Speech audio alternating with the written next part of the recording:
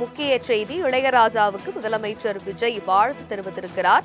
இசை உலகின் மகுடமாக திகழ்ந்து வரும் இசைஞானி இளையராஜாவுக்கு முதல்வர் விஜய் வாழ்த்து தெரிவித்திருக்கிறார்.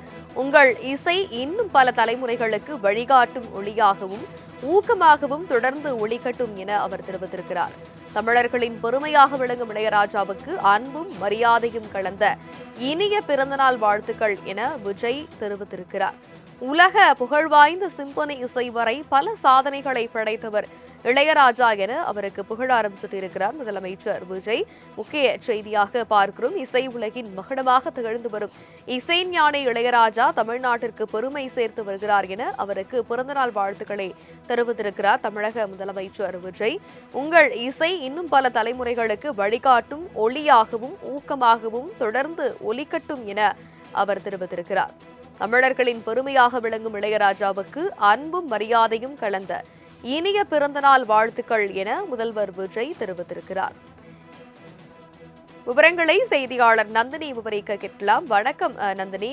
இசைஞானி இளையராஜாவுக்கு முதல்வர் விஜய் வாழ்த்து தெரிவித்திருக்கிறார். தனது வாழ்த்து செய்தியில் என்னென்ன விஷயங்கள் எல்லாம் குறிப்பிட்டிருக்கிறார்?